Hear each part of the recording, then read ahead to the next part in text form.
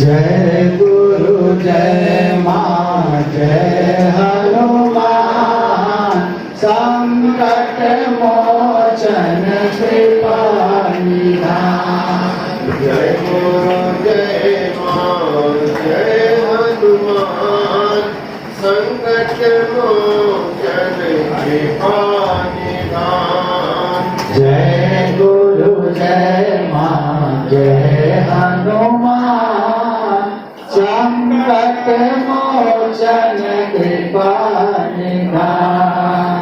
जय गुरु जय माँ जय हनुमान संकट मोचन कृपा निधान। जय गुरु जय माँ जय हनुमान संकट मोचन कृपा निधान।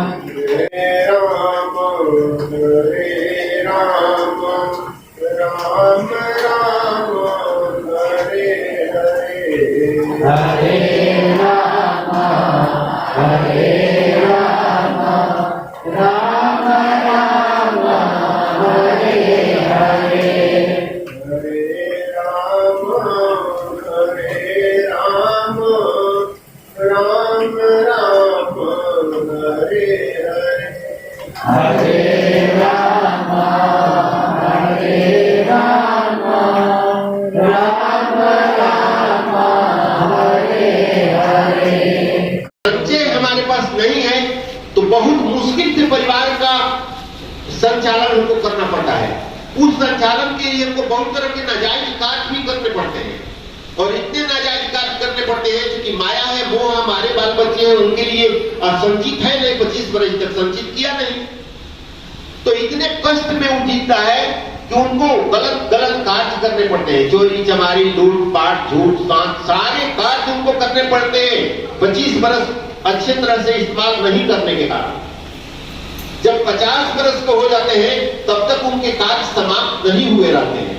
तब 50 वर्ष के ऊपर भी वही लंड फंड करते करते 70 वर्ष हो जाते हैं। जब सारे अंग दांत टूटने लगते हैं, आंख जवाब दे देते हैं, फिर भी मोह रह जाता है। अब शरीर काम नहीं करता है लेकिन मोह रह जाता है और वो व्यक्ति के जो प्रारब्ध है उसके अनुसार पुनः आत्मा जो ब्रह्म का अंश है वो इंतजार करते करते अब देखेगा अब देखेगा अब देखेगा अब देखेगा करते करते वो शरीर को छोड़कर निकल जाती है और उसके साथ उस आत्मा के साथ मन भी साथ लग जाता है। अब मन में जो जो स्मृतियां रहती हैं वो पुनः जन्म का कारण बन जाती है। कौन सी इच्छा पूरी नहीं हुई उस इच्छा को पूर्ति करने के लिए पुनः जन्म होना होता है। शास्त्रों में कहा गया है कि जो आपकी मरते समय, गीता में भी स्पष्ट है कि मरते समय जो आपके भाव होंगे उसी योनि में पुनः आपका जन्म होगा। तो मैं विद्यार्थियों को लेकर चला हूं। विद्यार्थी बिगड़ते हैं कहां? विद्यार्थी बिगड़ते कहां हैं? बिगड़ते हैं वो घर में रहकर। घर में रहकर कैसे बिगड़ते हैं? विचार कीजिए। माता पिता गृहस्थ आश्रम में है और बच्चे ब्रह्मचर्य आश्रम में, और ब्रह्मचर्य आश्रम और गृहस्थ आश्रम साथे साथे रह रहा है। माता पिता टीवी देखेंगे, माता पिता देर से सोएंगे, उनका परिवार को संचालन करना है, उनको कार्य करना है, बहुत से उनकी जवाबदेही है, तो देर से सोएंगे देर से उठेंगे। वो बहुत तरह के अच्छे बुरे कार्य भी करने लगते हैं और वो सारे ब्रह्मचर्य वाले देखते हैं। ब्रह्मचर्य वाले जब गृहस्थ आश्रम को देखते हैं तब कहते हैं कि मैं वो जब देर से उठते हैं तब मुझे उठने में क्या है, वो जब लंद फंद करते हैं तो मुझे करने में क्या दिक्कत है। वो जब सिनेमा देखते हैं, टीवी देखते हैं, तो मुझे देखने में क्या दिक्कत है? उनको ये पता नहीं चलता कि मेरा जीवन ब्रह्मचर्य आश्रम का है और माता पिता के जीवन गृहस्थ आश्रम का है। उनके लिए ये सारे गलत कार्य या अच्छे कार्य, मर्यादित काम सब निर्धारित है, उनको करना है। मुझे वो नहीं करना है, मुझे ब्रह्मचर्य का पालन करके केवल पढ़ना है, ये वो नहीं समझ पाते हैं, गार्जियन भी समझा नहीं पाते हैं। तो शास्त्र कहता है कि जब बच्चे हो जाते हैं तो माता पिता को मर्यादित हो जाना चाहिए। इसीलिए कहता है क्योंकि आपके बच्चे आपके साथ रहेंगे। पहले तो बच्चे होते थे और गुरुकुल में भेज दिया जाता था, गुरुकुल में भेज दिया गया। माता गृहस्थ आश्रम में माता पिता है घर में, और गुरुकुल में बच्चे चले गए हैं आश्रम में। उनको पूरा निर्माण गुरु कर देते थे सारे ज्ञान देकर, और पूर्ण हो जाते थे, उनको सारी चीजें समझ में आ जाती थी। फिर वो गृहस्थ आश्रम में आते थे माता पिता के पास, तो उनको कोई परेशानी नहीं हो पाती थी। आज वो बात नहीं है, और हमारी सनातन संस्कृति में गुरुकुल को समाप्त कर दिया गया। अंग्रेजों ने और शासकों ने, मुगल शासकों ने आकर यहाँ की सारी परंपरा को तहस नहस कर दिया, सकूल कर दिया। गुरुकुल को सकूल कर दिया, सब कुल को मिला के सकूल को स्कूल कर दिया, ताकि सब गुरुकुल खत्म, स्कूल रहेगा। और स्कूल में सकूल जब कर दिया, सब कुल को मिला के सकूल जब हो गया, तो वहां अपने ढंग से पढ़ाने लगा, अपने ढंग से ज्ञान देने लगा। सारी चीजें उटपुटान ढंग से बच्चों के दिमाग में भर दिया गया। बहुत सी संस्थाएं हैं जो बच्चों को ऐसे ऐसी चीज पढ़ा देती है कि उनको समझाना बड़ी मुश्किल हो जाता है।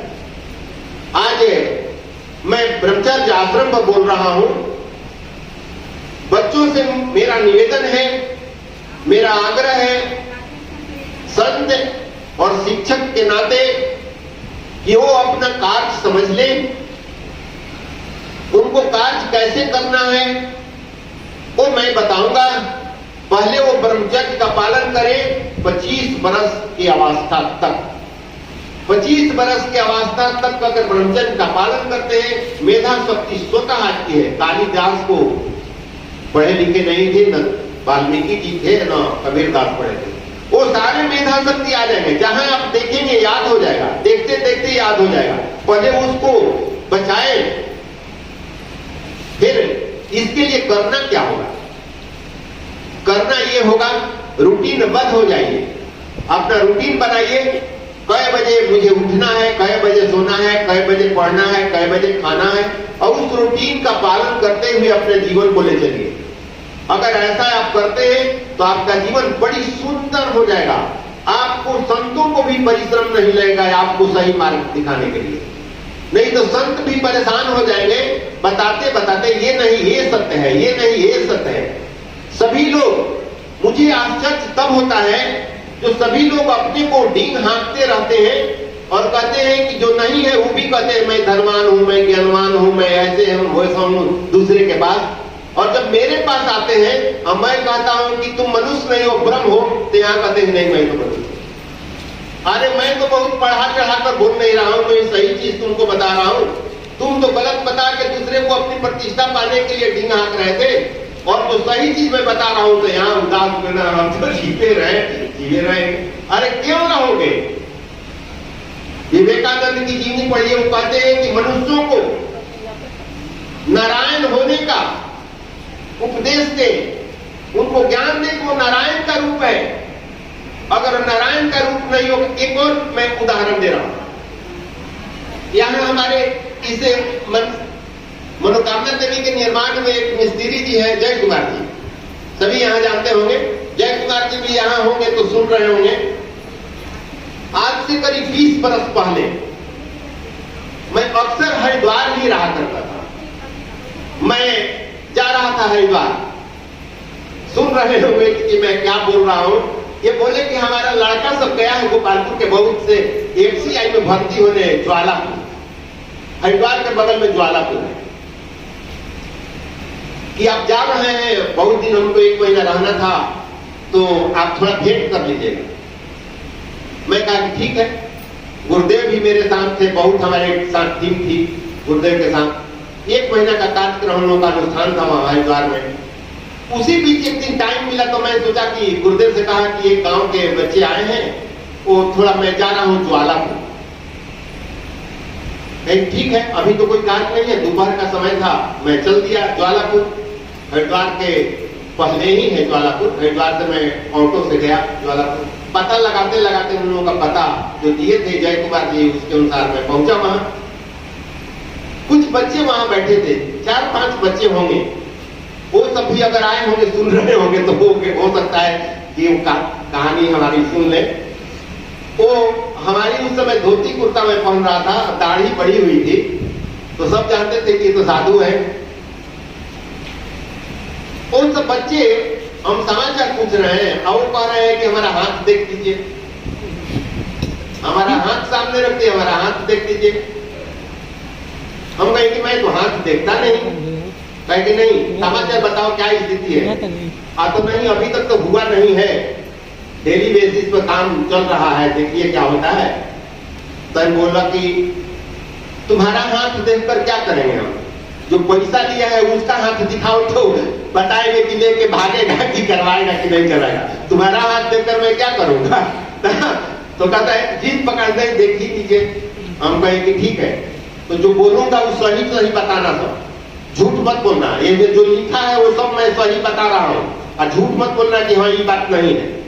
जब हाथ में देखा तो कहा कि देखो इसमें लिखा है ना कि ये जन्म दे सकता है, तुम लोगों के बाल बच्चे हैं कि नहीं। तो उसमें से कुछ कहे कि शादी नहीं है, कुछ कहे कि है, और कुछ कहे कि अभी नहीं है। तब कहे कि लिखा है कि संतान होगा, बच्चे होंगे, ये लिखा है। इसमें ये भी लिखा है कि उसको कमा के खिलाएगा। तुम सब कमा के खिलाते हो कि नहीं। तो पैसा थोड़ा बहुत बचता है तो घर पर भेजते हैं, अभी तो परमानेंट नहीं। हम कहीं बचेगा, अब बचेगा तो भेजोगे, खिलाओगे, ये भी लिखा हुआ है। और ये भी लिखा हुआ है कि जानो मारेगा दूसरे का, जान मारे हो सबकी नहीं अभी तक किसी का। तो नहीं, जान तो नहीं मारे। हम कहे यहाँ तो बहुत मच्छर होंगे, मच्छर तो मार ही रहा होगा। तो हाँ, मच्छर तो मारते थे। तो हम कहीं तो लिखा हुआ है कि जान मार सकता है यहाँ। तो हम कहीं देखो तुम्हारे हाथ में लिखा है जन्म दे सकता है, तुम्हारे हाथ में लिखा है कमा के खिला सकता है, तुम्हारे हाथ में लिखा है किसी की संहार कर सकता है, ये सब लिखा है। जरा सोचो, शास्त्र हमारा कहता है कि ब्रह्मा भगवान जन्म देते हैं, विष्णु भगवान पालन पोषण करते हैं, और शिव जी संहार करते हैं। तो ब्रह्मा भगवान का गुण तुम में है कि जन्म दे देते हो, विष्णु का गुण तुम में है कि कमा के खिला रहे हो, और शिव का गुण है कि संहार भी कर रहे हो। तो ब्रह्मा विष्णु महेश तीनों की शक्ति तुम्हारे हाथ में है, और ज्यादा शक्ति के लिए हमको हाथ दिखा रहे हो। उनसे भी ज्यादा शक्ति चाहिए कि हाथ दिखा रहे हो, और क्या लिखा है, और इससे ज्यादा कुछ होता नहीं है ना। ये सारी शक्ति तो मैं इस माध्यम से, इस मंच के माध्यम से श्रोताओं को मैं ये बताना चाहता हूँ कि हाथ मत दिखाओ किसी से। ये बहुत से लोग ढोंगी हैं जो तुमको झुरा देंगे। तुम्हारे पास सारी शक्तियां हैं, तुम जन्म देते हो, तुम पालन करते हो, तुम संहार करते हो सकते हो। संहार करने का मतलब जान मारना ही नहीं है, शिव जी जान नहीं मारते, दुष्कर्मों का संहार करते हैं। तुम्हारे अंदर जो गलत खामियां हैं उसका संहार करते हैं, क्योंकि गुरु कहे जाते हैं, शिव गुरु कहे जाते हैं, और गुरु खामियों का संहार करते हैं, अज्ञानता का संहार करते हैं, इसलिए संहारक कहा गया है उनको।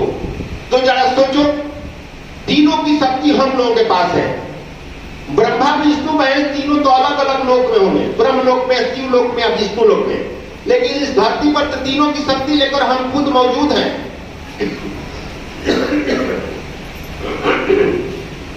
तीनों की शक्ति लेकर हम मौजूद हैं, फिर भी हम अभागे जैसा इस धरती पर विचरण कर रहे हैं कि हमारे पास कुछ है ही नहीं। अरे क्या नहीं है हमारे पास?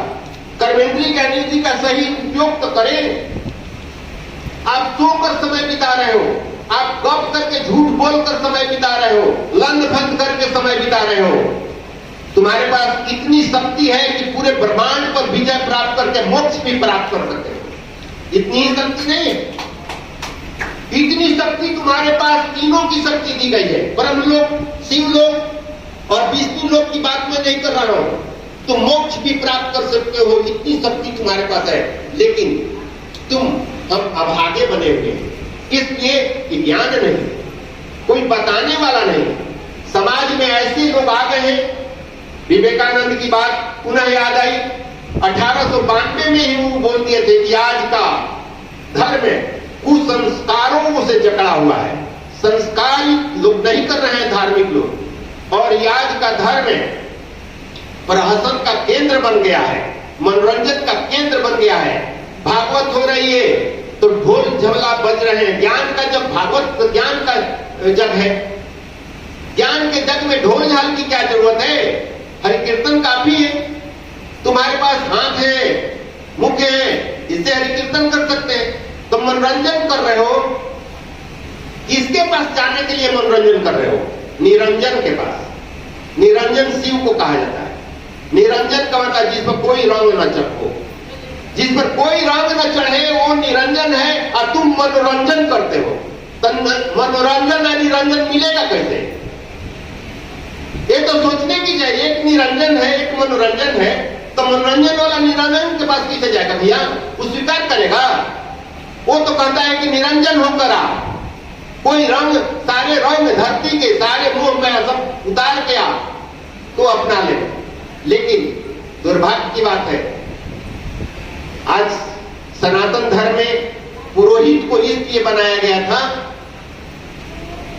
पुरोहित पूरा हित करेंगे समाज में, लेकिन पुरोहित को पैसे नहीं मिल रहे हैं परिवार के भरण पोषण के लिए, तो नौकरी करने लगे।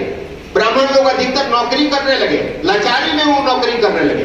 वो ज्ञान देते, लेकिन भरण पोषण के अभाव में वो नौकरी करने लगे। और कुछ लोग रह गए जिनका खुद कुछ पता ही नहीं है कि कैसे रहेंगे, उनको मिल गया पुरोहिती का मोहर, और पुरोहित को है पूरा हित अपना उचार है। संत तो बताया था कि समाज में पूरा हित करेंगे, तो वो अपने हित के लिए इतना ना झूठ साझ करके ये चढ़ाओ, यहाँ चढ़ाओ, वहां चढ़ाओ, ऐसे चढ़ाओ, वैसे चढ़ाओ, लंध बनिए, राहु है, केतु है, ये मंगल है, क्या है ये? सभी देवी देवता को सुबह में उठते उठते प्रणाम कर लो, वो आशीर्वाद दे देंगे। फिर भय किस बात की? ब्रह्मा विष्णु महेश तीनों की शक्ति आप में है, सारे देवी देवता आपके शरीर में है। आपको लगता होगा कि कैसे माने कि सभी देवी देवता हमारे शरीर में है? ठीक है, यहां कोई अगर विज्ञान पढ़ा होगा और बायोलॉजी से पढ़ा होगा तो जानता होगा कि हमारी रीढ़ की हड्डी जो है उसमें 33 को वर्टिब्री होती है, छोटी छोटी चैन लगी रहती है, 33 को वर्टिब्री होती है। और शास्त्र कहता है कि 33 वर्ण के देवता है। हर एक वर्टिब्री, हर एक कसेर की छोटे छोटे जो सिक्कर जैसा रीढ़ की हड्डी में है, वो एक चेंबर है, एक देवताओं का। इसलिए आप जानते होंगे कि रीढ़ की हड्डी में कोई परेशानी होती है तो उसका जीवन खत्म हो जाता है, पुनः उठ के बैठ नहीं सकता। सारे अंगों को बदला जा सकता है, रीढ़ की हड्डी को नहीं बदला जा सकता है, ब्रह्म के चेंबर को नहीं बदला जा सकता है। तो अब भी प्रमाण विश्वास अगर हो गया है तो हो गया है, और नहीं तो फिर मैं कोशिश करूंगा आगे। तो मैं ये चाहता हूं आप सबों से कि अपना आत्मबल तगड़ा करें। माताओं से विशेष करके, हमारी बहनें हैं उनसे विशेष करके निवेदन है, हमारे विद्यार्थी होंगे उनसे भी निवेदन है, अपना अपना कार्य सही ढंग से करें, भय मुक्त आप हो जाएंगे। यहाँ आपने देवी स्थान में क्या क्या रखा है? 7 को पिंड है, एक तो भैरव का है, एक भैरव का है, 7 देवी का है। उसमें पहला है पृथ्वी, पृथ्वी पहला है। पृथ्वी में के जो देवी हैं, शक्ति है, वो पहली है। और दूसरा जल की देवी है, और तीसरा अग्नि की देवी है, और चौथा वायु की देवी है, और 5वां आकाश की देवी है, 6ठा मन की देवी है, और 7वां बुद्धि की देवी है। 7 को पिंड आप पूजन करते हैं सब शरीर के ही सारे, पृथ्वी का, जल का, अग्नि का, वायु का, आकाश का, मन का, बुद्धि का पूजन कर रहे हैं। अब भैरव है, भय से मात्र भय रहित अवस्था में तुम पूजन करो, इसलिए भैरव है। भय मत मानो, वो है ना, कहते कि मैं हूं ना, तो मैं करता हूं, लेकिन समझ नहीं पाता हूं कि क्या मैं कर रहा हूं। अपने शरीर की ही पूजन मैं करता हूं, शरीर में जो देवी देवता है उन्हीं की पूजन करता हूं। वो जब खुश हो जाते हैं ना, तो शरीर के अंदर वाला जब खुश हो जाता है तो वो भी खुश हो जाता है। ये शरीर में दिखाई नहीं देता है, इसलिए संतों ने बहुत विचार किया, कहा कि समाज में कैसे ला दें, कैसे बताएं कि शरीर में सभी चक्रों के देवी हैं। ये शत्रुपा देवी कहे जाते हैं, 7 रूप वाली देवी। इसीलिए शास्त्र कहता है कि मनु और शत्रुपा से सृष्टि की रचना हुई। तो मनु और शत्रुपा से सृष्टि की रचना हुई, तो यही 7 रूप वाली देवियां अमन के कारण सृष्टि के संचालन होता है, सृष्टि की रचना होती है। हम संतान उत्पन्न करते हैं, ये 7 देवियां अगर न हो, इनकी शक्ति न हो, तो सृष्टि की रचना हम कर ही नहीं सकते। तो हम कर रहे हैं वही, लेकिन समझ नहीं पा रहे। तो आप जब पूजन वहां करेंगे तो ध्यान कीजिएगा अपने जब पूजन कीजिएगा तो अंदर वाला जगेगा, अंदर वाला जगेगा तो आपको शांति मिलेगी। आपका स्वभाव बदलना होगा शांति के लिए। आप कहते हैं कि सत्यनारायण भगवान के कथा कहवाने से शांति मिल जाती है, क्यों? इसका कारण जानिए। जब आप कथा कहवाते हैं तो 5-7 दिन पहले से तैयारी करते हैं, सभी लोगों को आमंत्रित करते हैं, भैया आना हमारे यहाँ सत्य कथा है, पूर्णिमा को कथा है। प्रसाद बनाते हैं, पंडित जी के आके पूजन करते हैं, पंडित जी पूजन करते हैं, प्रसाद वितरण करते हैं, बढ़िया से लोगों की सेवा करते हैं। 4 दिन पहले और 4 दिन बाद तक आपकी चर्चा चलती है। सत्यनारायण कथा वहां हुआ था उनके यहाँ, बहुत सुंदर हुआ था, प्रसाद भी बहुत सुंदर था, बहुत सुंदर ढंग से पंडित जी भी करवाए थे और बड़ी प्रेम से सारे कार्य हो गए थे। तो 4 दिन पहले और 4 दिन बाद तक उस पूजन की चर्चा केवल चली। तो 8 दिन जो पूजन की चर्चा चली, 4 दिन तैयारी करने में, 4 दिन होने के बाद इसलिए आपका मन शांत हुआ, आपका सही मार्ग पर आप जा रहे थे, आप सारे लंद फंद उस समय छोड़ दिए थे, इसलिए आपको शांति मिली। तो वैसा ही रोज क्यों नहीं कर लेते? ऐसे ही रोज अगर कर ले तो सारे रहस्य खुल जाए। ये 7 को देवी हैं, शत्रुपा, 7 को 3 आप जानते हैं, रविवार से शनिवार। रामायण जो पढ़ा होगा वो जानता होगा 7 ही कांड होता है, बालकांड, अयोध्या कांड और अरण्य कांड, किष्किंधा कांड, सुंदर कांड, लंका कांड, उत्तर कांड, 7 ही कांड। गोस्वामी जी ऐसे थे कि 7 को में लिख दिए ना। भगवान श्री कृष्ण ऐसे थे कि 7 ही 100 श्लोक में गीता खत्म कर दिए। अरे 800 कर देते, 600 में खत्म कर देते। दुर्गा सप्तशती में मार्कंडे जी से लिया गया है, मार्कंडे पुराण से दुर्गा सप्तशती, जिसका पाठ होगा परसों 9 तारीख से, जिसका जब हम लोग कर रहे हैं, उसमें 7 ही श्लोक है, 7 ही श्लोक है। तो मार्कंडे जी ऐसे ये 7 श्लोक इसलिए है कि शरीर में जो 7 को पॉइंट है उसको जगाने का विधान है इसमें।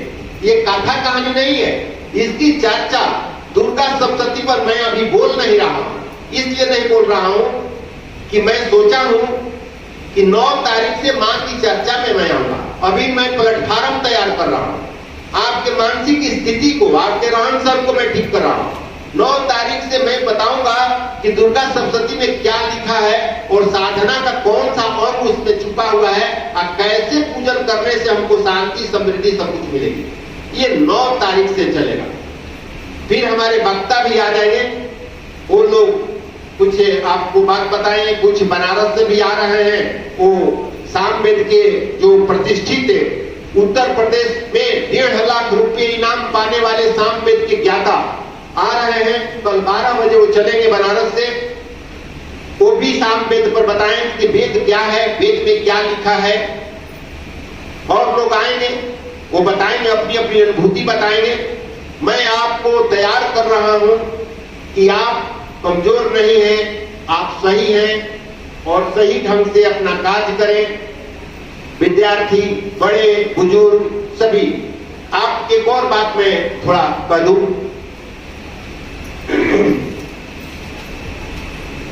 ब्रह्मा भगवान जन्म देते हैं। हम लोगों का जन्म कौन दिया? मां। तो ब्रह्मा भगवान का गुण मां में है ना, ब्रह्मा नहीं है, लेकिन ब्रह्मा का गुण थोड़ा सा भी तो होगा, तभी तो जन्म दिया है। तो थोड़ा सा ब्रह्मा का गुण है, तो मां को ब्रह्मा के जैसा क्यों नहीं मैं व्यवहार करता हूं, क्यों उनके साथ उटपटांग व्यवहार करता हूं?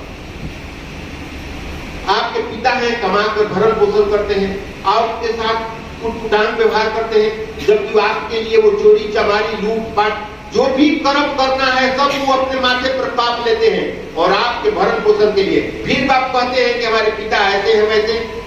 शर्म नहीं आती? शर्म नहीं आती? तो जो जन्म दिया इतना कष्ट सहकर और जो चोरी चमारी लूटपाट सारा इल्जाम अपने माथे पर लिया भरण पोषण के लिए, उसको अपमानित कर रहे हो। मैं कह रहा हूं इस मंच से, इस ब्रह्मांड में कोई ऐसा ब्रह्म नहीं है, देवी देवता नहीं है कि तुम्हारा कल्याण करे। तुम सतर्क हो जाओ।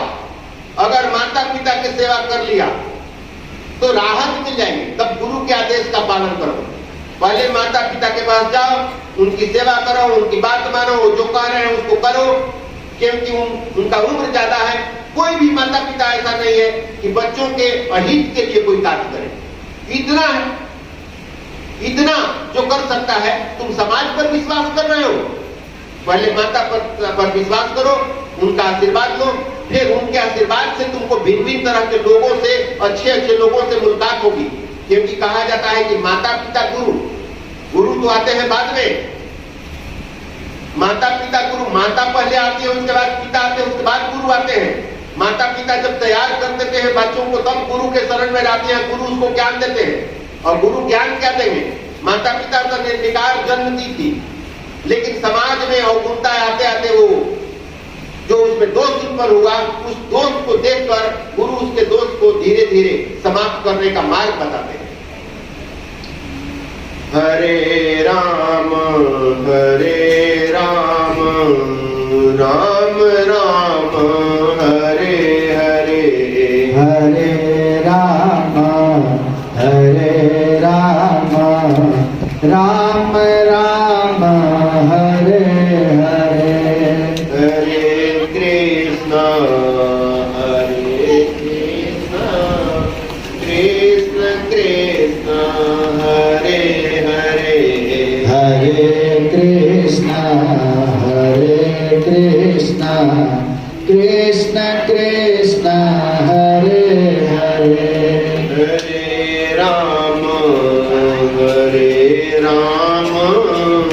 राम राम हरे हरे, हरे राम राम राम हरे हरे, हरे कृष्ण कृष्ण कृष्ण हरे हरे, हरे कृष्ण कृष्ण कृष्ण हरे हरे, हरे राम राम राम हरे हरे, हरे राम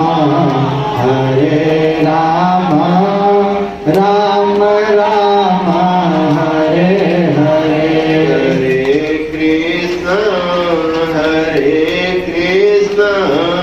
कृष्ण कृष्ण हरे हरे, हरे कृष्ण कृष्ण कृष्ण हरे हरे। ऐसे अगर हरि कीर्तन करेंगे तो अंदर शांति मिलेगी और अंदर को जगेगा जो शक्ति अंदर छुपी हुई है। आप मनोकामना देवी के पास हैं, 8 गो पिंड है, वहां ध्यान दे जाइए और हरे राम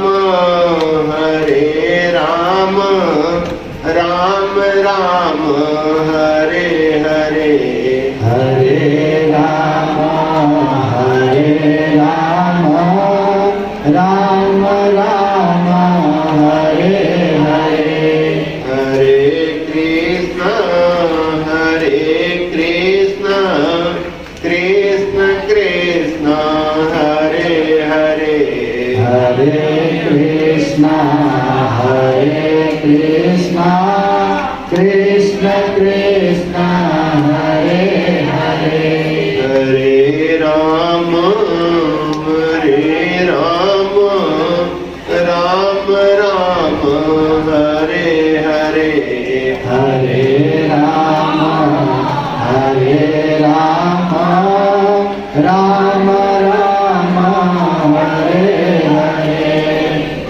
भी रहकर आप सभी अगर ऐसे ही माँ को याद करते हुए, यहाँ पिंड को याद करते हुए अगर हर कीर्तन 5 मिनट भी कर लेते हैं तो निश्चित रूप से आपको शांति मिलेगी। और उससे फायदे क्या होंगे? अगर अपने शरीर के चक्रों को नहीं पता है तो राम का जो हर कीर्तन करेंगे तो राम के चक्रों से वो शक्तियां आपके पास आ जाएगी। ये आपको पता है शास्त्रों की बात। द्रोणाचार्य की पता है, द्रोणाचार्य एकलव्य को दीक्षा नहीं दिए थे। द्रोणाचार्य एकलव्य को दीक्षा नहीं दिए थे क्योंकि वो ब्राह्मण थे और एकलव्य शूद्र था। कहे कि नहीं मैं शूद्र को दीक्षा नहीं देता। एकलव्य के पास इतनी शक्ति थी, इतनी भक्ति थी कि द्रोणाचार्य का मिट्टी का मूर्ति बनाया और मिट्टी के मूर्ति बनाकर और साधना किया, अभ्यास किया। और आप जानते हैं कि अर्जुन से भी अच्छा होगा। कैसे हो गया? एक बार वो बैठा हुआ था अपने आसन पर एकलव्य और एक कुत्ता जा रहा था और कुत्ता बोलते हुए जा रहा था। कुत्ता जब बोलते हुए जा रहा था तो अपने आसन से सीख निकाल कर एकलव्य मारा कुत्ते में और कुत्ता के मुंह में पूरा भर गया, पूरा बाण से कुत्ता का मुंह भर गया और कुत्ता बोल नहीं सकता था और बाण निकल नहीं रहा है। कुत्ता दौड़ते हुए भाग रहा था और खून भी को नहीं गिर रहा। देखो द्रोणाचार्य उधर देखे कि कौन धनुधर ऐसा है इस धरती पर जो कुत्ता के मुंह में बाण मार दिया, इतना बाण मारा है, एक बूंद खून भी नहीं गिर रहा है। घूमते घूमते आए उधर, पता चला कि एकलव्य है और वही एकलव्य है जिसको इन्होंने दीक्षा देने से मना कर दिया था। देखा कि द्रोणाचार्य की मूर्ति बनाया है और सारे विद्या ले लिया, प्रणाम किया, गुरु पूजन किया। द्रोणाचार्य को चिंता हो गई कि अरे ये महाभारत होगा तो अर्जुन से भी तेज धनुधर तो पैदा हो गया, अब क्या होगा? अर्जुन को ज्यादा मानते थे। उन्होंने कहा कि गुरु दक्षिणा दो। दीक्षा नहीं दिए लेकिन गुरु दक्षिणा अब चाहिए। आप सोचिए, ज्ञान नहीं दिए, मिट्टी की मूर्ति बनाकर सारी चीज ले लिया और उसके बाद कहते हैं कि दीक्षा दीजिए, हमको गुरु दक्षिणा दीजिए। तो एकलव्य कहता कि मांगिए गुरुदेव, क्या मांगे? द्रोणाचार्य सोचे कि ऐसा चीज मांग ले कि धनुष ही न चला सके, अंगूठा मांगे। अंगूठा कहे कि दाहिने हाथ में अंगूठे से तीर चलाएगा, अंगूठा हमको चरण में दे दो। वो अपना कटार निकाला, अंगूठा काट के उनके चरण में रख दिया। अब इस पर भिन्न भिन्न तरह के मत हुए। शास्त्रों में वक्ता लोग भिन्न भिन्न तरह के। द्रोणाचार्य ने गलती किया, द्रोणाचार्य ने गलती किया कि एकलव्य का अंगूठा मांग लिया। वो तो दीक्षा नहीं दिए थे, वो अपने बल पर अपनी भक्ति से सारे उनके शक्ति को लिया था और उनका अंगूठा मांग लिए। और द्रोणाचार्य सोचे कि ये तो युद्ध है, धर्म और अधर्म का युद्ध है, तो ये तो हमारे तरफ से लड़ेगा ना, हमारा शिष्य है तो हमारे तरफ से लड़ेगा। अब मैं अधर्मियों के तरफ से लड़ रहा हूं तो अधर्मियों के तरफ से ये हो जाएगा, अर्जुन के खिलाफ अर्जुन को मारेगा और अधर्म का विजय हो जाएगा, ये भागी हो जाएगा अधर्मी का। हमारा शिष्य इतना ही पक्का है कि ये मिट्टी की मूर्ति बनाकर सारी शक्ति ले लिया तो इसको मुक्ति मिलनी चाहिए। इसलिए अगर अंगूठा मैं मांग लेता हूं तो ये धर्म की लड़ाई में, धर्म अधर्म की लड़ाई में भाग नहीं लेगा और ये मुक्त हो जाएगा। इसलिए द्रोणाचार्य मांग लिया। ये सही भाव है, अन्यथा कहा जाएगा कि उन्होंने क्यों मांग लिया। लेकिन उसके कल्याण के लिए ऐसा भक्त है मेरा कि मिट्टी की मूर्ति बनाकर सारी शक्ति ले लिया तो इसको मोक्ष मिलना चाहिए, क्योंकि यहाँ तो धर्म अधर्म की लड़ाई में ये तो भागी हो जाएगा और ये भी पाप का भागी हो जाएगा। मैं तो लाचार हूँ कि उसका अन्न खाया हूँ दुर्योधन का, इसलिए मुझे तो भोगना ही है, ये भी ना भोगना पड़े, इसलिए उन्होंने मांग लिया। तो कहने का हमारा अर्थ कि जब मिट्टी की मूर्ति बनाकर शक्ति ली जा सकती है तो क्या यहाँ मां से शक्ति नहीं ली जा सकती है? ली जा सकती है। राम की सारी शक्ति ली जा सकती है, कृष्ण की सारी शक्ति ली जा सकती है। लेकिन ध्यान से आप मां का ही स्मरण करते हुए कीर्तन करेंगे। मैंने एक सूत्र दिया है, क्योंकि ये ज्ञान योग जग है, ये भक्ति ढोल झाल वाला जग नहीं है। यहाँ वैसी कुछ बात नहीं है, खाली ज्ञान ही की बात होगी। कैसे आप अपने मन को बस में करेंगे, कैसे आपका मन शांत होगा, यही तो करना है। हर एक क्रियाकलाप आपका वैसा ही होना चाहिए। हर एक क्रियाकलाप वैसा ही होना चाहिए, तब जाके ये प्रेम से बोलिए श्री सतगुरुदेव भगवान महायोग माया जय महामृत्युंजय भगवान की जय महाकालेश्वर भगवान की जय जगत जननी की जय राम दरबार की जय हनुमंत लाला की जय आनंद कंद भगवान भगवान श्री कृष्ण की जय हर हर हर महादेव